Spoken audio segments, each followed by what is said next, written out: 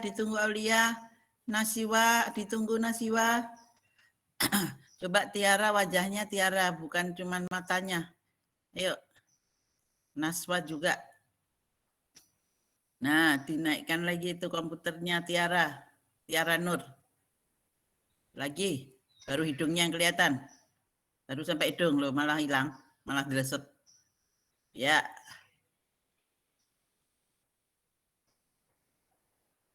Naswa, Nasiwa. Oke. Yuk. Udah ya, udah. Satu. Saya foto pakai HP aja. Oke, 1, 2. Oh, saya belum. Bentar.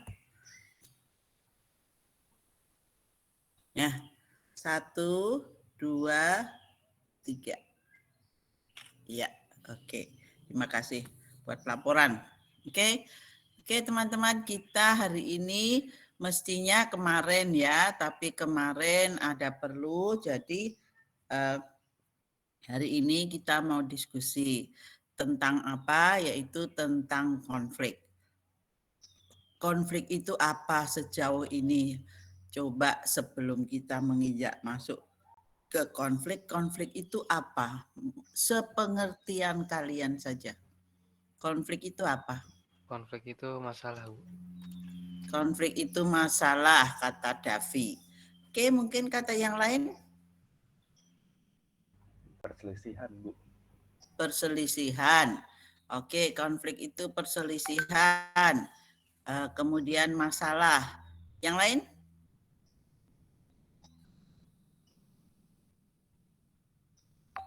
Halo? Yang lain?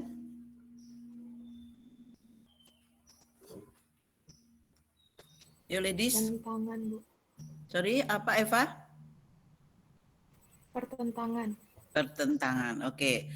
Perselisihan, terus pertentangan, terus masalah. Berarti ada masalah, kemudian mungkin pemecahan masalahnya, atau ide tentang masalah tersebut, atau opini tentang masalah tersebut, atau penerimaan atau persepsi tentang masalah tersebut berbeda dalam artian bertentangan. Oke, mungkin saja memang benar bahwa konflik itu adalah suatu pertentangan. Pertentangan apa? Yaitu pertentangan persepsi. Persepsi yang saling bertentangan, yang mungkin dikarenakan oleh komunikasi yang tidak jelas, mungkin karena penggunaan alat komunikasi, mungkin penggunaan alat komunikasi itu bisa bahasanya, bisa cara atau gesturnya, bisa peralatan-peralatan yang mendukung. Oke, kita mau diskusikan masalah konflik ini tadi. Benarkah konflik itu pertentangan? Ya, benar. Benarkah konflik itu karena ada masalah? Ya, benar. Apakah benar konflik itu perselisihan? Ya, benar. Oke, coba kita diskusikan sekarang mengenai konflik.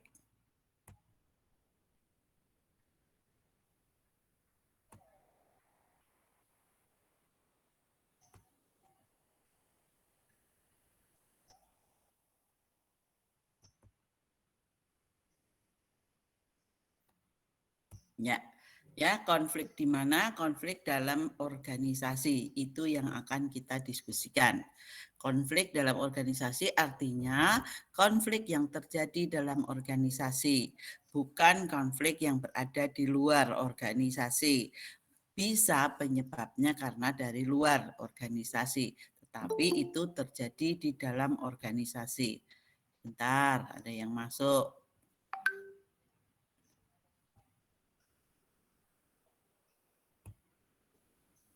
Oke, saya lanjutkan ya.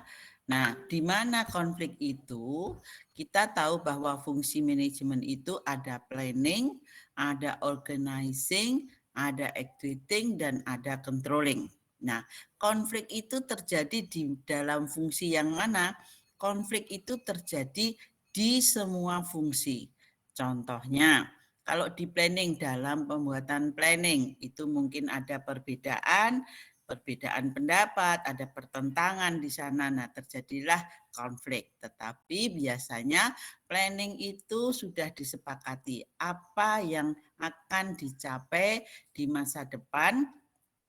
Kenapa? Karena planning itu ada dasarnya. Dasarnya yaitu visi dan misi dari organisasi tersebut. Ya, oke. Kemudian di organizing, organizing ini mengorganisasikan seseorang bekerja untuk apa, bagaimana cara kerjanya, siapa yang mengerjakannya. Nah, ini biasanya tidak terjadi konflik di sana kecuali ada the right man bukan in the right place, tetapi the right man in the wrong place. Nah, itu bisa terjadi konflik. Sebentar, ada yang mau masuk lagi. Oke, ya. Tadi yang masuk belakangan nggak ikut foto ya. Oke, nah actuating dalam pelaksanaannya ini banyak hal di dalam pelaksanaan atau pengarahannya. Pengarahan terhadap apa? Pelaksanaan planning yang didasarkan pada organizing. Karena planning itu ada jangka pendek, ada jangka menengah, dan ada jangka panjang. Sehingga di sana yang terkonflik apa? Mungkin dalam pelaksanaannya untuk mencapai tujuan di jangka pendek, di jangka menengah, maupun di jangka panjang. Ya, konflik itulah ada di actuating. Di actuating ini tidak hanya konflik, tetapi juga terdapat di sana motivasi. Siapa yang memotivasi? Atasan, manajer. Ya, di sana ada kepemimpinan. Kepemimpinan oleh siapa? Oleh manajer. Di sana ada koordinasi, koordinasi antar fungsi bisa, koordinasi antar departemen atau bagian bisa, dan delegasi dan wewenang. Delegasi, pemberian, pendelegasian wewenang, dan tanggung jawab. Nah, itu adanya di actuating. Makanya di sini kita actuating yaitu terjadi konflik atau kita mendiskusikan bagaimana manajemen konflik di actuating atau di dalam organisasi tersebut.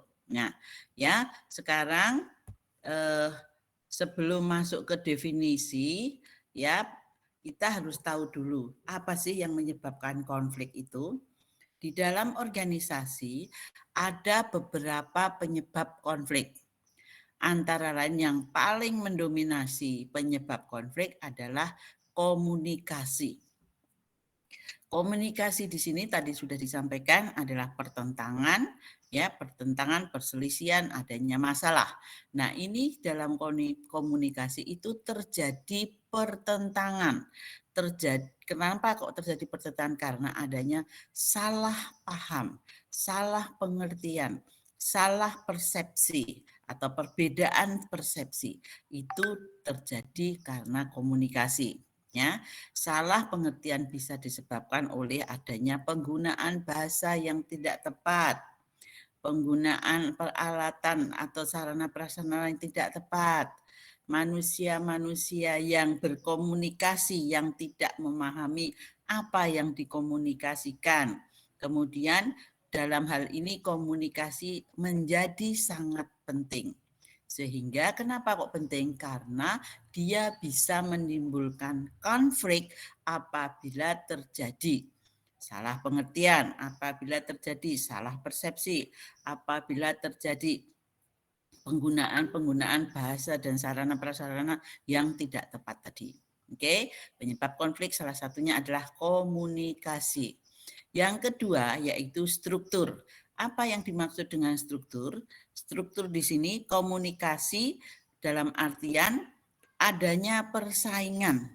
Persaingan antar siapa? Bisa persaingan antar departemen. Kok bisa? Bisa, ya. Persaingan antar departemen di sini misalnya departemen A bersaing dengan departemen B dalam hal apa? Karena di sana ada bonus apabila mencapai target, maka yang penting misalnya bagian penjualan, yang penting penjualan oke, meskipun bagian iklan tersendat. Nah, di situ ada persaingan antar departemen, yaitu antar departemen pengiklanan atau promosi dengan departemen penjualan, misalnya demikian. Sebentar, saya add dulu yang masuk ya.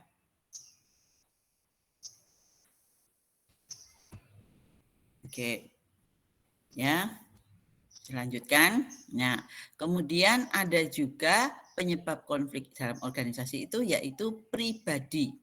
Pribadi di sini bisa terjadi antara pribadi satu dengan pribadi lain.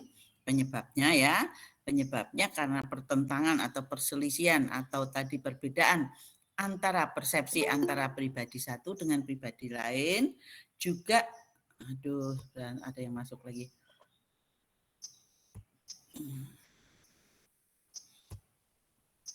Bisa juga pribadi di situ adalah konflik yang terjadi secara internal dalam pribadi masing-masing individu.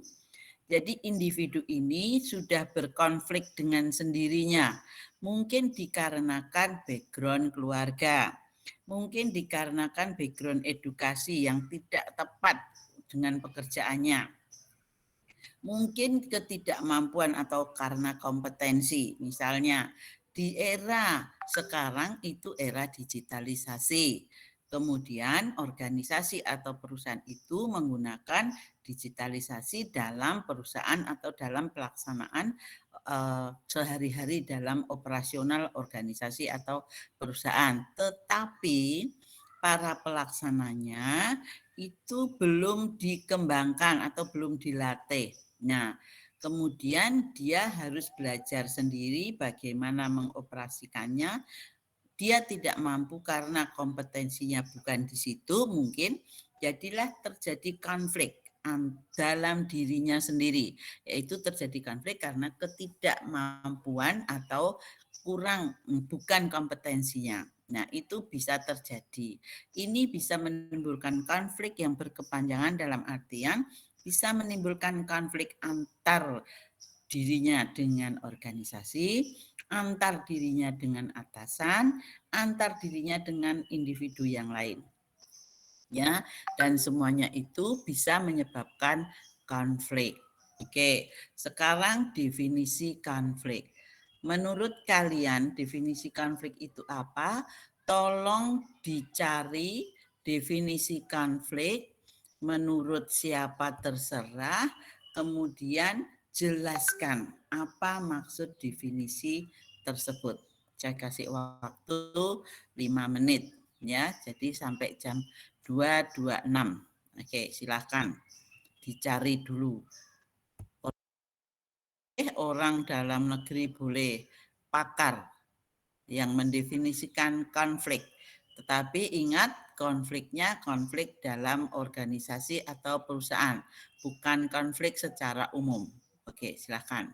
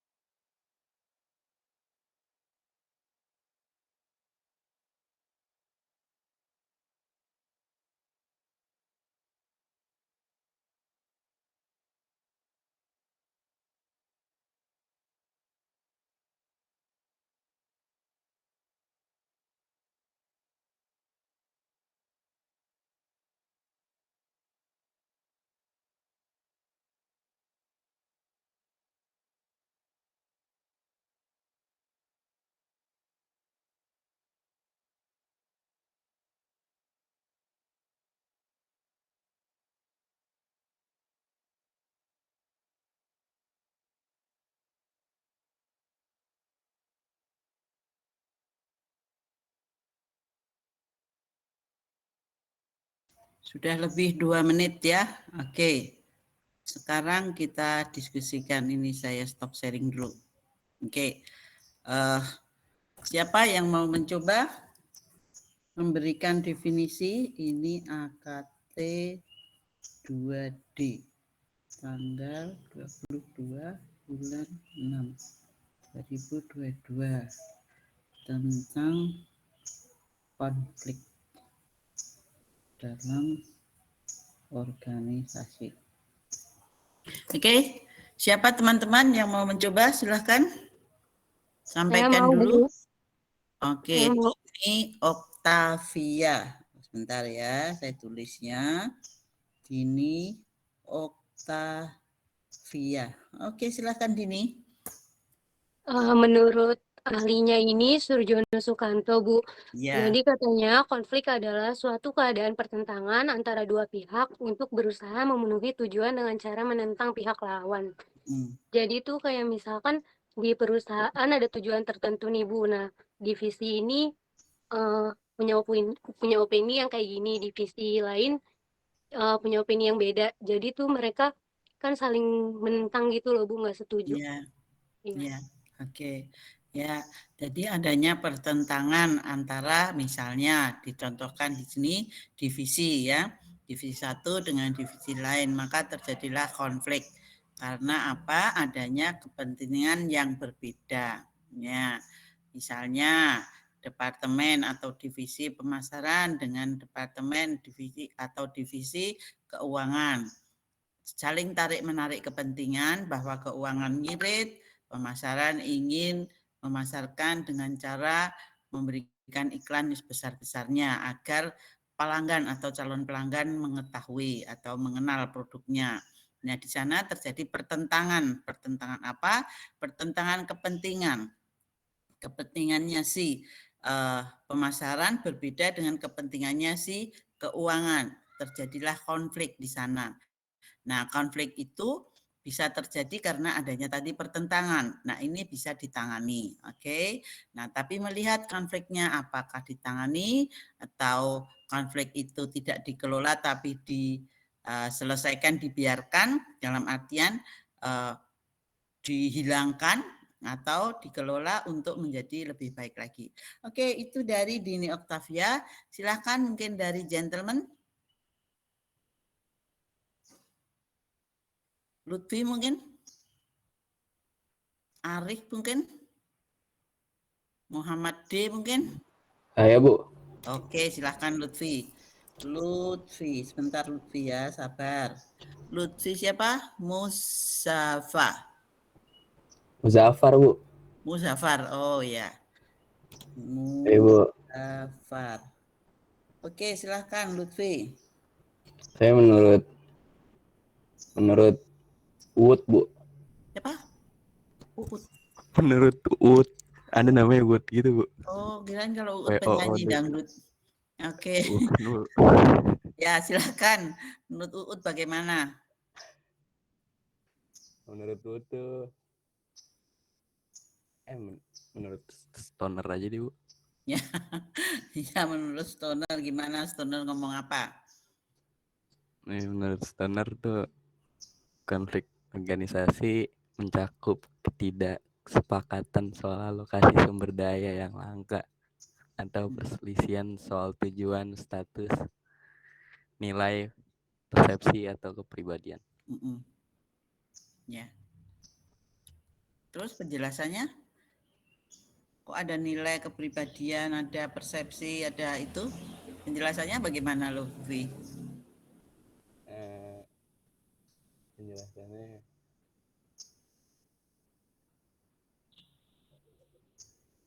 Penjelasannya Bu. Ya, suaramu kecil sekali loh. Itu teman-temanmu bisa nggak dengar? Ya Bu, sebentar Bu. Ya, jangan terlalu jauh dari mic ya.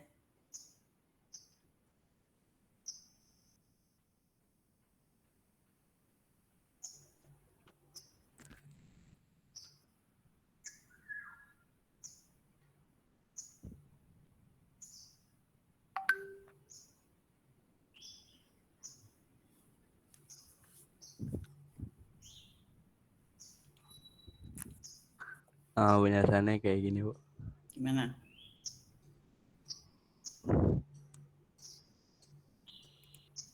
Kayak ada dua pihak secara perorangan maupun kelompok yang terlibat dalam suatu interaksi yang saling bertentangan, Bu, kayak misal Ya. Interaksi yang saling bertentangan. Kayak misal si A sama B punya tujuan yang berbeda gitu, Bu. Ya, itu bukan interaksinya ya yang bertentangan ya. Bu. Ya, oke.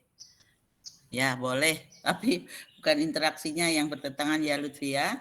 Oke, yang bertentangan itu persepsi, pendapat, ya, keinginan. Nah, itu ya. Oke. Terima kasih Lutfi dan terima kasih Dini Oktavia. Saya rasa cukup 2 saja. Saya lanjutkan dengan yang lain, presentasi yang lain ya. Oke, atau lanjutannya. Di sini sudah ya. Oke, di sini disampaikan bahwa konflik itu secara umum nih, konflik secara umum dulu merupakan segala macam interaksi pertentangan tadi ya, atau antagonistik antara dua atau lebih pihak.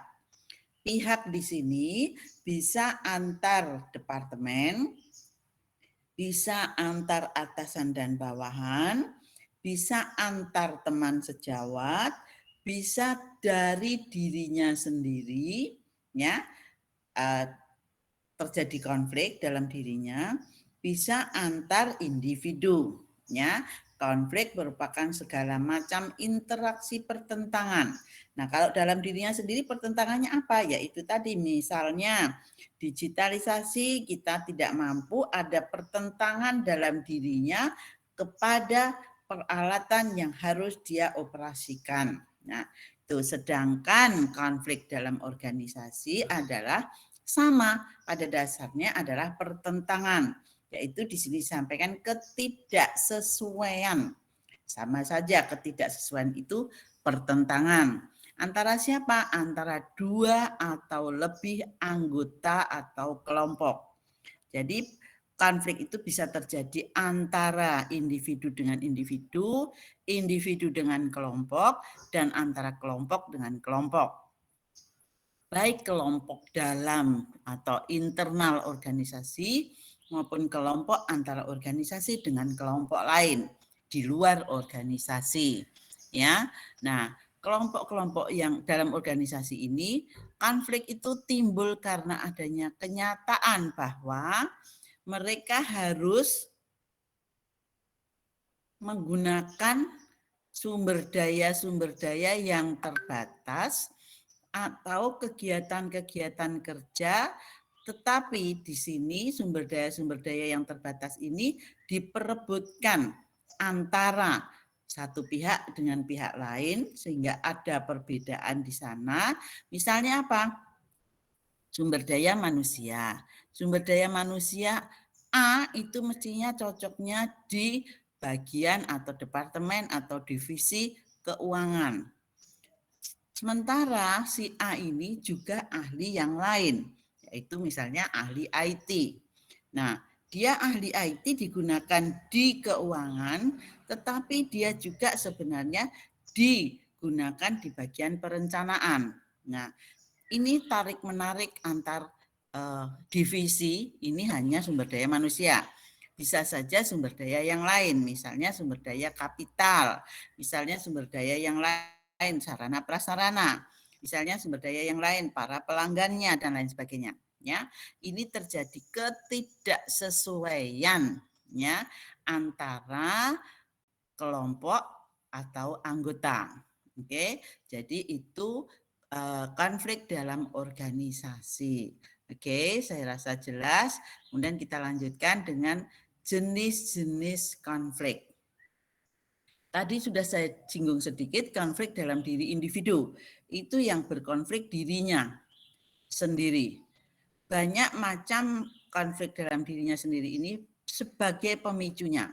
Ya, pemicu konflik dalam dirinya sendiri antara lain tadi satu, ketidaksesuaian dengan kompetensi dirinya, ya, pekerjaannya tidak sesuai dengan kompetensi dirinya. Jadi terjadilah konflik di sana karena dia tidak mampu. Oke, 1. 2, bisa karena background yang lain atau latar belakang yang lain. Misalnya latar belakang pendidikan, yaitu tadi tidak sesuai dengan kompetensinya. Ya, kemudian ada latar belakang pengalaman. Pengalaman apa? Pengalaman kerja, pengalaman sosial, itu bisa mempengaruhi konflik dalam dirinya sendiri. Ya, kemudian bisa background keluarga juga. Keluarganya kurang harmonis sehingga dia dalam bekerja itu sangat terganggu oleh keadaan keluarganya. Nah, ini timbul konflik dalam dirinya sendiri, ya. Oke, itu konflik dalam diri individu. Kemudian yang kedua, konflik antar individu. Artinya individu yang satu dengan individu yang lain saling memiliki pertentangan ide, pertentangan cara melakukan operasional pekerjaannya, juga pertentangan antar individu ini bisa dipicu karena adanya interest yang berbeda. Interest yang berbeda di situ apa? Misalnya, yang satu ingin bekerja secepat-cepatnya karena dia ingin mencapai target. Yang satunya ingin bekerja biasa saja meskipun tetap mencapai target karena dia tidak terlalu ambisius. Di sini bekerja untuk hal yang sama, tetapi konflik dalam diri mereka masing-masing itu berbeda. Kepentingannya berbeda, bukan konflik, kepentingannya berbeda. Jadi ini bisa menimbulkan konflik antar individu.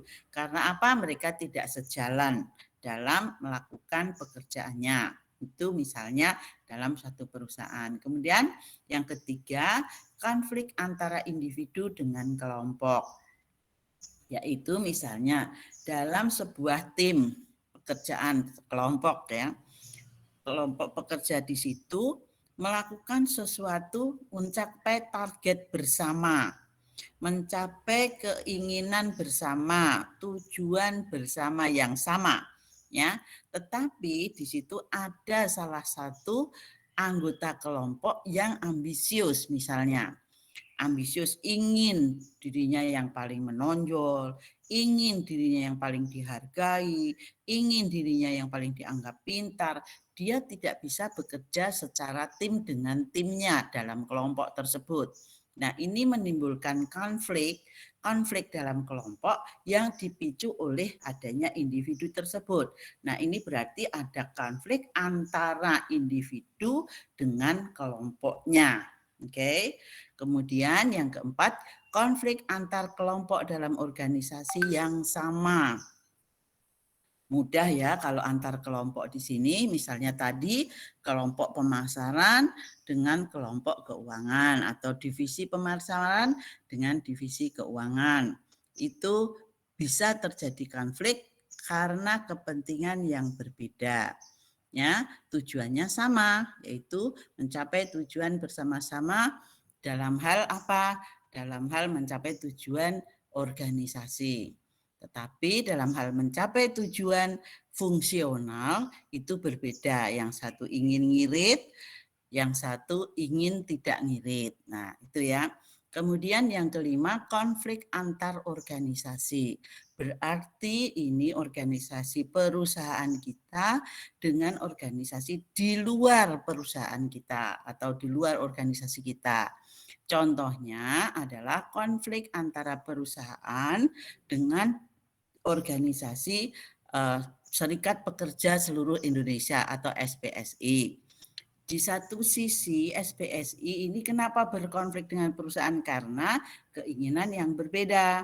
Ya, perusahaan inginnya membayar THR itu 1 kali gaji saja, meskipun dia sudah bekerja mau setahun, mau sudah 5 tahun, mau sudah 10 tahun, pokoknya THR-nya sama, yaitu 1 kali gaji. Tetapi di SPSI menginginkan agar THR itu tidak sebesar itu, tapi didasarkan pada tahun dia bekerja di perusahaan itu. Yang sudah setahun lebih sampai 5 tahun 1 kali gaji. Yang sudah 5 tahun ke atas mungkin 2 kali gaji. Hal seperti itu bisa menimbulkan konflik karena adanya pertentangan, ya. Tidak hanya masalah gaji, THR, tapi juga masalah upah misalnya. Yang sering terjadi yang kita lihat adalah upah buruh, ya. Itu adalah konflik antara organisasi perusahaan dengan organisasi di luar perusahaan, yaitu SPSI. Itu jenis-jenis konflik, ada 5.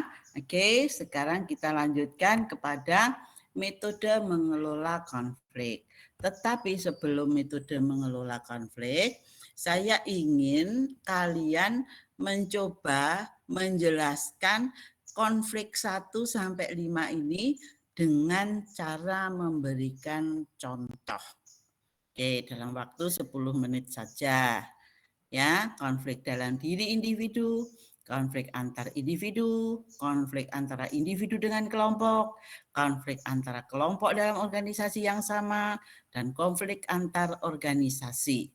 Oke, silahkan dipoto dulu atau di screenshot, dipoto boleh, kemudian saya stop sharing untuk melihat kalian. Oke, sudah. Oke. Sekarang coba kerjakan. Jelaskan konflik 1 sampai 5. 10 menit saja. Sampai jam 3 kurang 4 menit.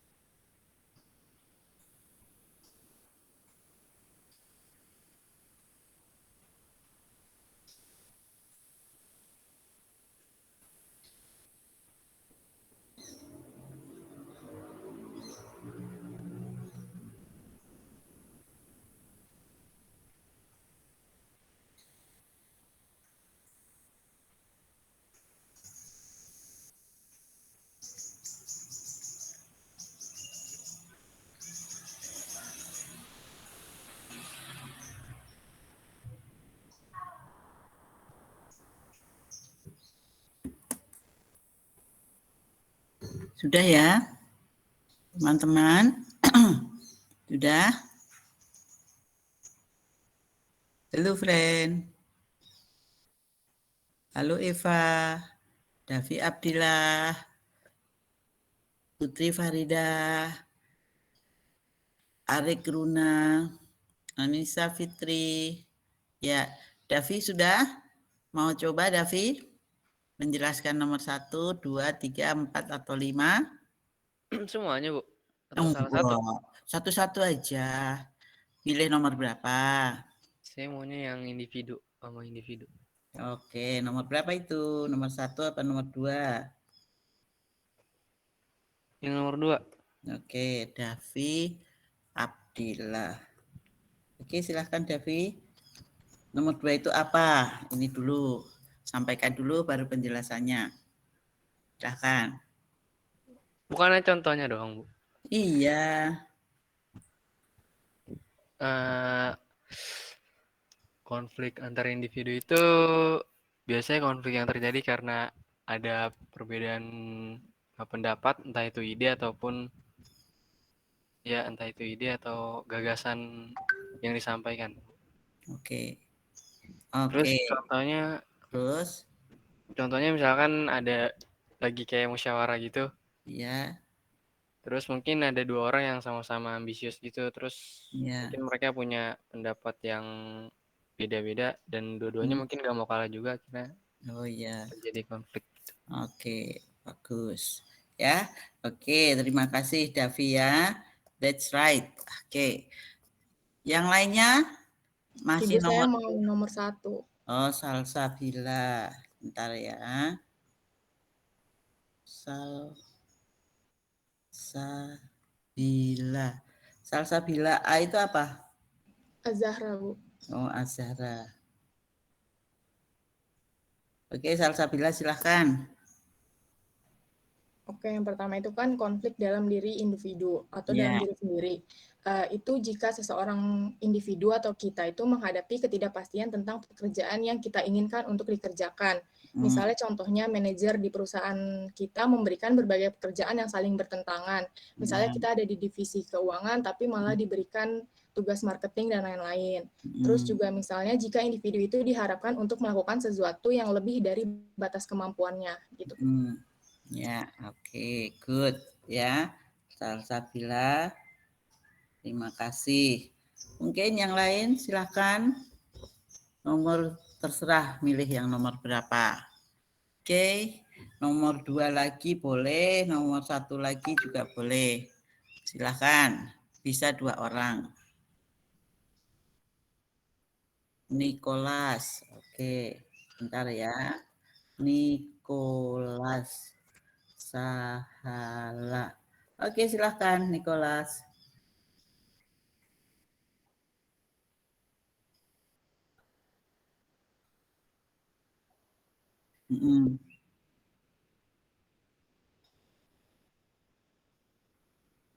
Ya.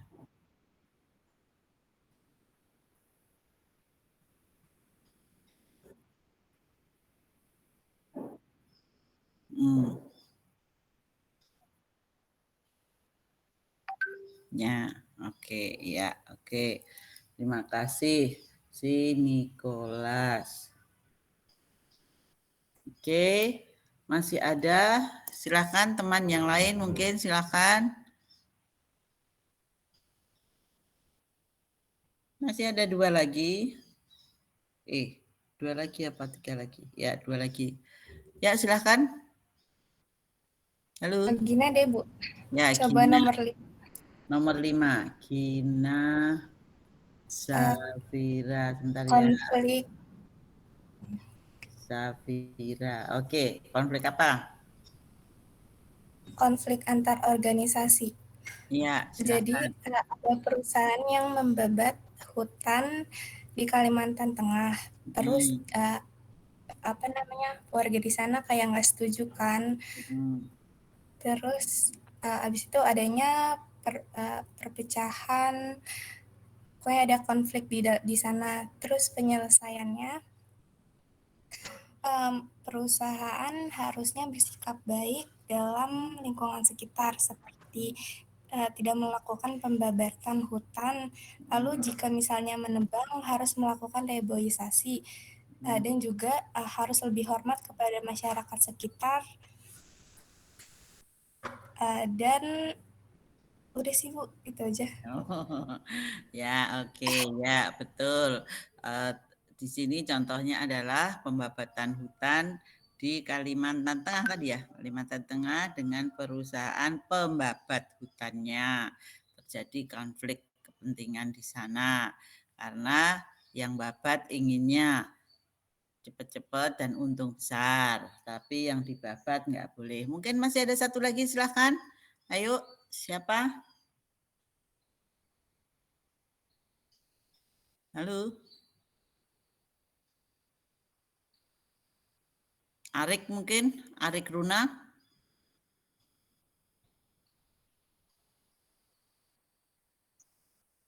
Halo? Teman-teman, Vito mungkin mau coba Vito? Halo Vito? Vito? Iya, Bu. Ya, ayo. Cobain. Aduh, belum siap, Bu. Oh, belum siap. Oke. Yang lain? Gina sudah. Feliciana? Feliciana, silakan Feliciana. Saya masih nyari, Bu. Oh, apa yang kau cari? Oke. Coba Tiara? Atau mau diborong sama... Masih nyari juga, Bu. Oke, mungkin mau diborong sama Davi atau Nicholas? Atau Gina? Tadi yang belum nomor 4 ya, Bu? Iya, Astri. Saya deh, Bu. Boleh, Bu. Oke, sebentar saya tulis. Astri Diana. Oke, silahkan Astri Diana. Yang nomor 4 itu konflik antar kelompok dalam organisasi yang sama. Contohnya, dari satu kelompok yang memiliki divisi desain dan di kelompok lain yang memiliki di bagian divisi keuangan. Ketika konfliknya masih dalam satu organisasi karena di organisasi yang sama. Contohnya ketika desain meminta keuangan pada divisi keuangan, tapi dananya lebih besar dan keuangan tidak setuju, sehingga menimbulkan konflik dan harus dimusyawarahkan, gitu Bu. Ya, oke. Ya, bagus contohnya. Oke, terima kasih Astri Diana. Oke, ya mungkin sudah ya teman-teman. Kita lanjutkan kepada penjelasan yang lain lagi, ya.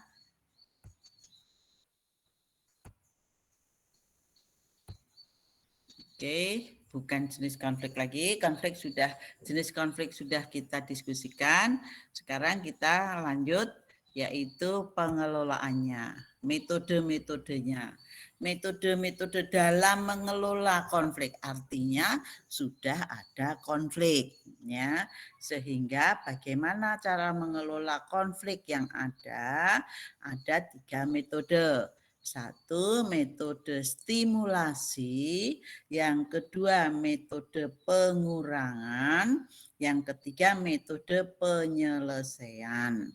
Oke, didasarkan pada apa? Didasarkan pada berat ringannya sebuah konflik, ya. Supaya apa? Supaya konflik tersebut apakah dihilangkan, diselesaikan dengan cara membuat itu hilang atau menghilangkan. Yang kedua, apakah konflik itu dikelola dengan cara dikurangi konfliknya sehingga nanti bisa diselesaikan masalahnya. Yang ketiga, apakah diberikan stimulasi agar termotivasi untuk membuat konflik tersebut terselesaikan. Oke, ya. Jadi yang pertama metode stimulasi konflik. Artinya, misalnya di sini pemasukan atau penempatan orang luar ke dalam kelompok. Ya, kenapa? Karena penempatan atau pemasukan orang dari luar ke dalam kelompok itu bisa membuat orang kan, loh ini siapa? Saya harus hormat dulu, saya harus menyesuaikan dulu. Sehingga orang dari luar ini itu adalah netral. Sehingga orang luar ini bisa membuat adanya konflik itu reda atau bahkan berkurang atau hilang sama sekali. Kemudian bisa saja ditempuh dengan cara stimulasi ini ya, dengan cara penyusunan kembali organisasi. Kenapa kok penyusunan kembali organisasi? Berarti setback, mundur dong. Ya bisa saja karena mungkin organisasi itu memiliki divisi yang tidak diperlukan. Sehingga apabila tetap ada akan menimbulkan konflik. Kenapa? Karena divisi itu satu membebani biaya sehingga timbullah konflik, membebani biaya. Jadi timbul konflik dengan bagian keuangan, misalnya begitu. Kemudian dua, menimbulkan konflik karena pendelegasian dari wewenang dari atasan jadi kurang jelas. Dia ini pekerjaannya apa, deskripsi pekerjaannya bagaimana, siapa yang harus di sana. Nah, ini bisa menimbulkan konflik, jadi kembali organisasinya disusun, dibalikin, atau dibuat sesederhana mungkin supaya hal itu tidak terjadi ya. Kemudian yang ketiga, bisa saja metode stimulasi konflik ini dengan cara menawarkan bonus, memberikan insentif, memberikan penghargaan. Untuk apa? Untuk mendorong ke arah persaingan, tetapi persaingan yang tidak menimbulkan konflik. Berarti di sini ada persaingan yang menimbulkan konflik. Nah, dengan adanya penawaran bonus, dengan adanya pembayaran insentif, dengan adanya pemberian penghargaan, penghargaan itu bisa material, bisa imaterial. Ya, imaterial artinya misalnya disekolahkan lagi, misalnya diberikan kedudukan, misalnya lagi diberikan kepercayaan dan wewenang. Oke. Nah, kalau yang berupa material ya banyak, berupa uang, kemudian berupa kenaikan gaji, ya, itu penghargaan. Ini diberikan untuk mengurangi konflik, yaitu dengan cara stimulasi. Kemudian juga bisa ditempuh dengan misalnya pemilihan manajer-manajer yang tepat. Karena apa?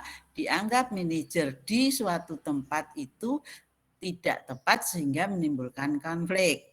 Jadi di sana diupayakan untuk the right man in the right place, begitu ya. Oke, yang kemudian yang terakhir, perlakuan yang berbeda dengan kebiasaan. Artinya apa?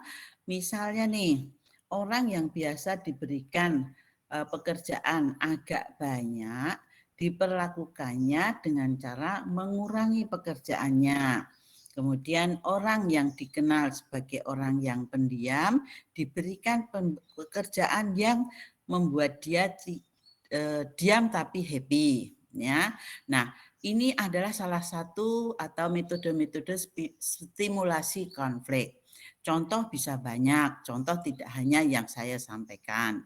Oke. Kemudian metode yang kedua bisa dengan cara pengurangan konflik. Caranya seperti apa? Yaitu pendinginan suasana.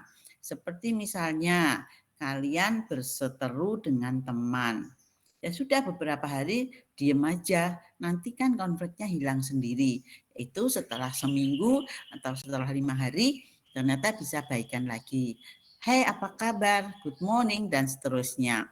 Itu ada konflik, tapi caranya mengurangi konfliknya dengan cara yaitu pendinginan suasana. Ya, pendinginan suasana ini untuk masalah-masalah yang misalnya ringan-ringan. Ya, kalau masalah yang berat itu mungkin tidak bisa dengan pendinginan suasana. Karena apa? Masalah yang berat, masalah yang besar itu harus dicari dulu akar masalahnya, kemudian dicari dulu jalan keluarnya atau pemecahan masalahnya, dan dicarinya tidak hanya sendiri yang mencari, tetapi bisa berkoordinasi dan bisa dalam tim, yaitu panitia untuk mengurangi konflik itu. Bagaimana ya caranya? Oke, gitu ya. Kemudian metode yang ketiga, metode penyelesaian konflik.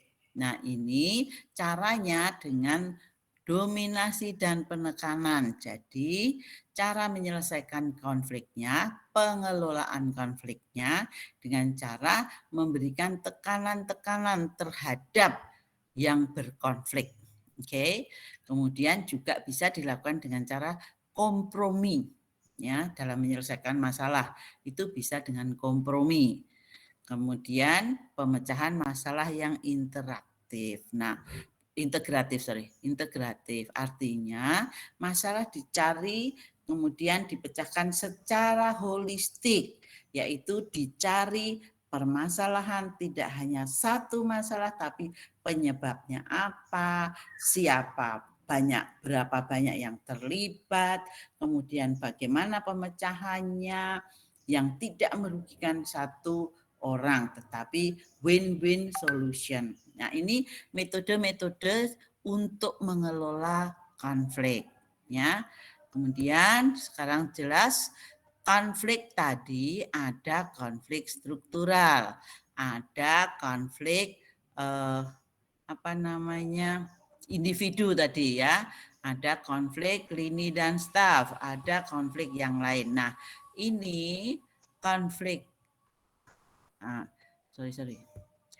konflik struktural itu konflik yang seperti apa sih? Ya, konflik yang dimaksud konflik struktural adalah konflik hierarki. 1. 2. Konflik fungsional. 2. 3. Konflik lini dan staf. Kemudian konflik formal informal.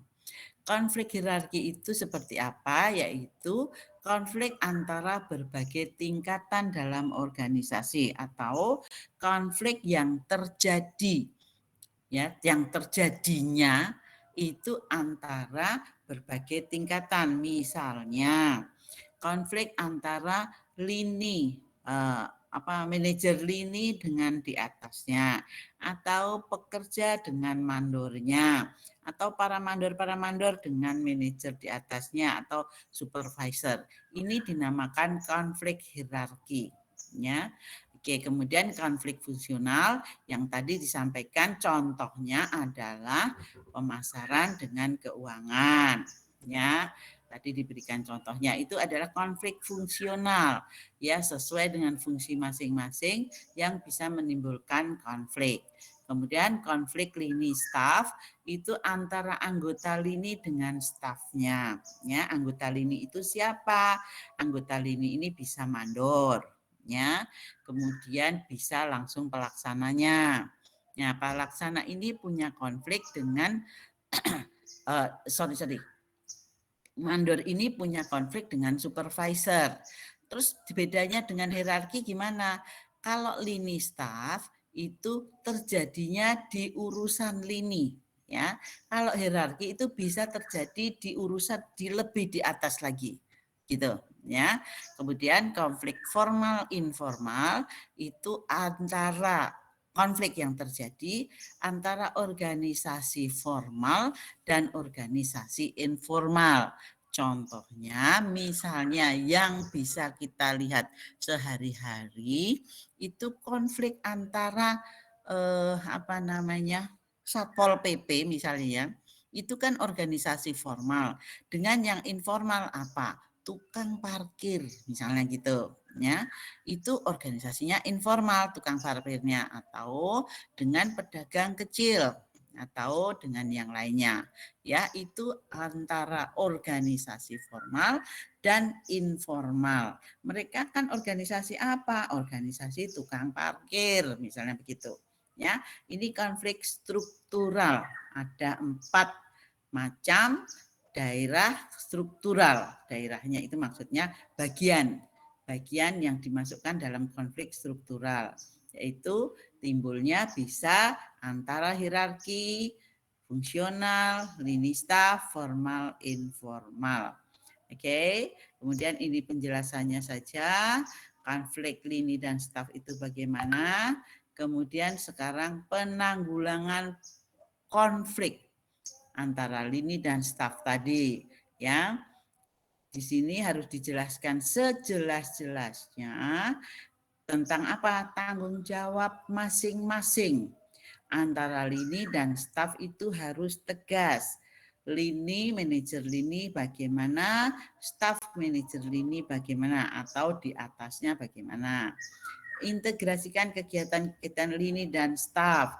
Maksudnya adalah kegiatannya harus mendukung, bersatu, menyatu, mendukung kegiatan atau tujuan dari organisasi. Oke, mengajarkan lini untuk menggunakan staf, ya, mendapatkan pertanggungjawaban staf atas hasil-hasilnya. Ya, saya rasa jelas di sini. Sampai di sini ada pertanyaan, teman-teman? Ada pertanyaan nggak? Bu, izin bertanya, Bu. Ya, Yulia. Sebentar. Pertanyaan 1, Yulia. Ya, Yulia, pertanyaannya apa, Yulia? Astria siapa? Astriani, Bu. Astriani, ya. Silahkan, Yulia. Kan kalau konflik itu kan selalu dipandang ngasih pengaruh yang negatif ya, Bu. Ada nggak sih kalau misalkan konflik itu ngasih pengaruh yang positif itu kayak gimana ya, Bu? Ya, langsung dijawab aja atau nunggu ya? Langsung aja ya. Oke, konflik itu ada yang berpengaruh negatif, ada yang berpengaruh positif. Tetapi ini melihat besar kecilnya konflik, melihat jenis konflik, dan penanganan terhadap konflik, yaitu pengelolaan konfliknya. Ya, kalau dia konflik yang negatif, ya tidak akan dikelola, tetapi akan dihilangkan. Dengan cara apa? Yaitu tadi dominasi, penekanan, dan seterusnya. Tetapi pengelolaan apabila konfliknya itu bernuansa bisa diubah menjadi positif, bisa saja konflik ini misalnya nih antara dalam diri sendiri nih ya. Misalnya dalam diri individu dia memiliki konflik dengan pekerjaannya. Dia memiliki konflik karena background keluarga. Nah, ini bagaimana di-switch menjadi sebuah kekuatan, yaitu misalnya, kok dengan keluarganya? Ya, karena keluarganya ini terlalu dominan supaya dia tidak. Nah, dibuat di situ supaya dengan keluarganya ini karena ada konflik, dikelola dengan cara misalnya untuk orang ini atau divisi di tempat orang ini bekerja itu dibuat misalnya flexi time. Flexi time itu apa? Yaitu bekerjanya mulai kapan sampai jam berapa. Yang penting 8 jam dalam sehari. Nah, ini tetapi tidak bisa dilakukan untuk semua pekerjaan, ya. Untuk semua pekerjaan bisa dilakukan apabila ada yang orang lain yang menghandle-nya, ya, itu. Ini bisa diubah jadi adanya konflik dibuat menjadi sebuah motivasi buat dia, ya. Masih banyak contoh yang lain, banyak sekali. Kalian orang-orang muda gampang sekali mencari topik-topik contoh-contoh itu, ya. Itu saya rasa Yulia ya. Kemudian apakah konflik-konflik itu tadi yang kedua apa Yulia? Konflik-konflik itu berbahaya atau gimana?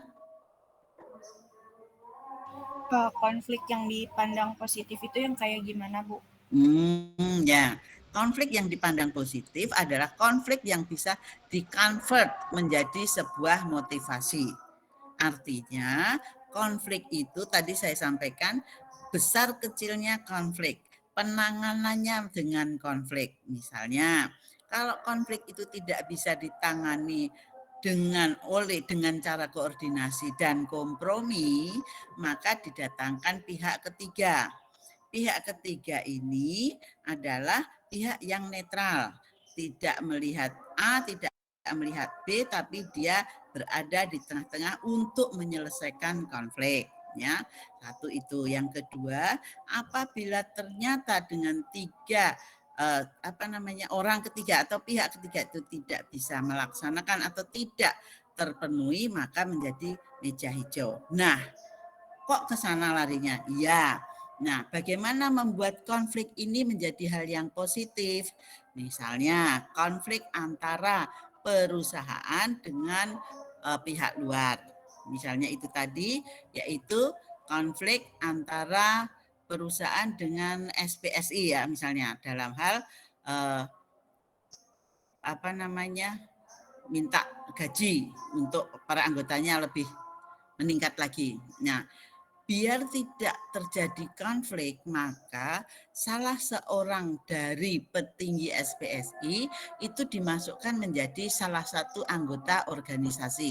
Nah, ini konflik yang terjadi di switch menjadi sebuah hal yang positif. Kenapa? Karena dengan dia masuk, dia melihat, dia kemudian akan membuat termotivasi untuk memperbaiki apa? Memperbaiki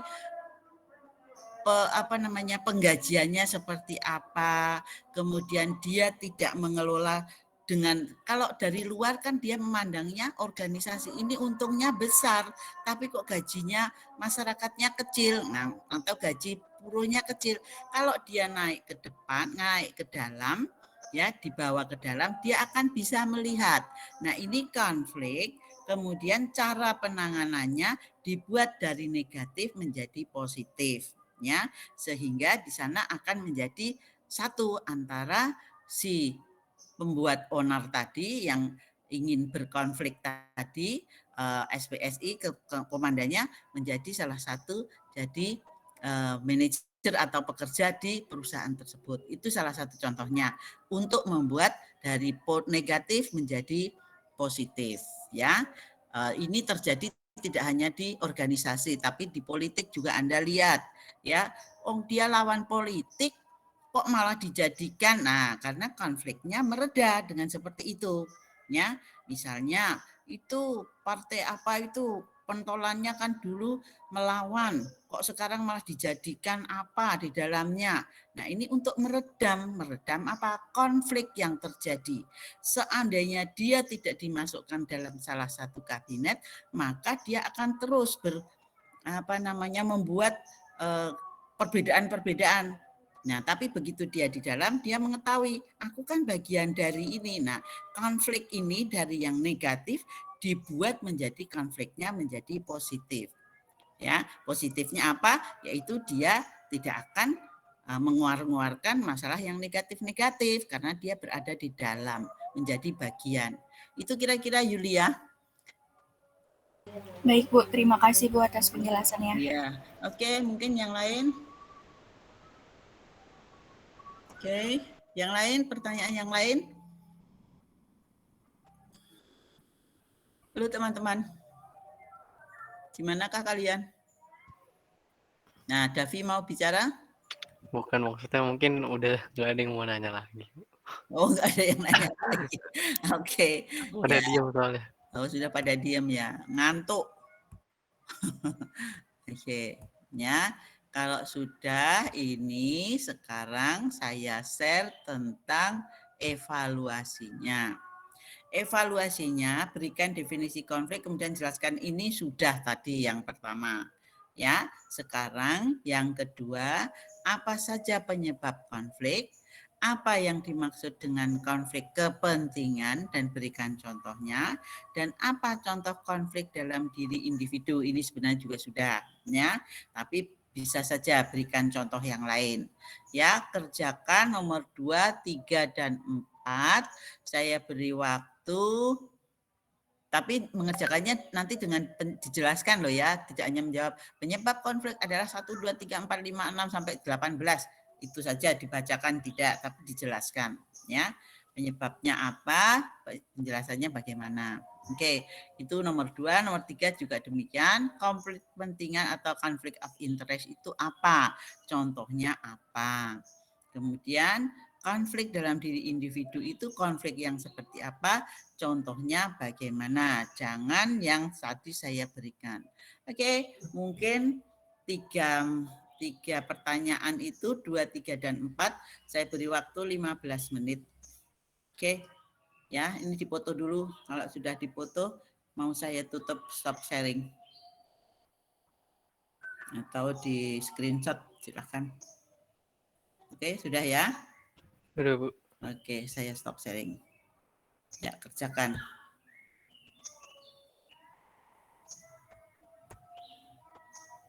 Lima 15 menit itu lama loh ya. Sampai 15.40.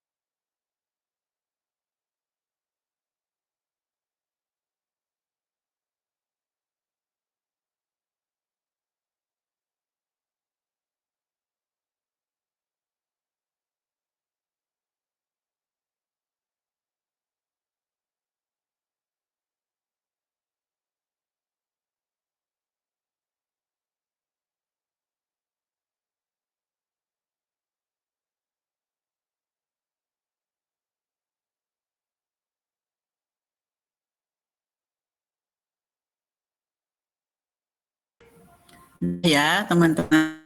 Sudah lebih waktunya. Oke, sekarang siapa yang ingin coba? Ibu, saya mau jawab nomor 4. Bentar, Felicia, nomor 4. Felicia, nomor 4. Oke. Oke, nomor 4 itu kan soalnya apa contoh konflik dalam diri individu. Konflik dalam diri individu itu kan bisa diartikan sebagai konflik yang terjadi dalam mental seseorang karena sesuatu hal, seperti pilihan yang berbeda dengan kata hati. Terus contohnya itu seseorang yang menyesal bekerja sebagai kriminal untuk memenuhi kebutuhan keluarganya. Jadi dalam diri orang tersebut, ia mengalami konflik antara nilai moral diri dengan tekanan ekonomi yang harus dipenuhi. Ya, dalam organisasi itu kira-kira ada kriminal nggak? Kriminalnya bentuk apa itu kalau dalam organisasi misalnya perusahaan gitu? Itu tadi kan konflik secara umum ya. Kalau dalam organisasi apa, Felicia? Korupsi bisa nggak sih, Bu? Bisa aja. Terus kalau Iya, korupsi jadi bisa, ada bawahan. Ya, nah. Iya, jadi misalnya nih kita sebagai bawahan disuruh sama atasan kita untuk melakukan korupsi. Jadi sebenarnya kan kita nggak mau, cuman karena kita masih bawahan, kita dipaksa sama atasan kita biar nggak kehilangan pekerjaan, biar nggak dipecat. Jadi kita melakukan korupsi tersebut. Korupsinya maksudnya korupsi gimana kalau dalam perusahaan atau ini? Korupsinya gimana? Disuruh korupsi kok? Ini korupsi apa tuh? Dana perusahaan, Bu, misalkan harusnya dana ini tuh buat divisi apa gitu, tapi kita malah ngambil tanpa sepengetahuan divisi itu atau kita memalsukan data gitu, Bu. Oke, terima kasih Felicia. Ya, nomor 4 sudah terjawab, tapi barangkali ada yang mau menjawab lagi untuk nomor 4 masih diperbolehkan. Silahkan yang lain. Saya mau nomor 2. Ibu, saya mau nomor 3, Bu. Bentar, Tesalonika nomor berapa tadi? Nomor 2, Bu. Nomor 2, sebentar. Tesalonika nomor 2. Terus tadi siapa tadi? Yang satu lagi? Clarissa, Bu. Ya, Clarissa nomor berapa tadi? Kayaknya nomor beda. 3, Bu, boleh. Oke, Clarissa nomor 3. Oke, silakan Tesalonika dulu ya, nomor 2. Oke, baik. Terima kasih, Bu. Jadi penyebab konflik itu sebenarnya ada banyak banget, cuman saya ambil 4 saja, terus beserta penjelasannya. Yang pertama itu penyebab konflik itu ada salah pengertian. Maksudnya adalah saat informasi atau berita tidak dikomunikasikan secara lengkap atau utuh sehingga menimbulkan konflik. Jadi, informasi yang lengkap dan jelas tetapi tidak disampaikan tepat waktu juga dapat menimbulkan konflik. Dari sisi penerima informasi atau pesan, semua pesan telah diterima secara komplit atau utuh, jelas, tepat waktu. Tetapi salah dalam memahami dan menerjemahkan informasi yang diterima tersebut. Penyebab konflik yang kedua itu perbedaan tujuan kerja karena perbedaan nilai hidup yang dianut. Misalnya, orang yang bekerja karena ingin mendapatkan upah atau gaji demi menghidupi ekonomi keluarga akan sangat berbeda motivasi atau semangatnya dan cara kerjanya jika dibandingkan dengan orang yang bekerja hanya karena ingin mengabdikan dirinya sebagai panggilan hidup. Penyebab konflik yang kedua, perebutan dan persaingan dalam hal fasilitas kerja dan suatu jabatan yang terbatas. Konflik dapat muncul dalam situasi di mana orang-orang yang berkeinginan untuk menduduki jabatan seperti supervisor, manajer, direktur, sampai presiden direktur itu sangat banyak. Sementara pos-pos jabatan yang ingin dituju tersebut sangatlah terbatas.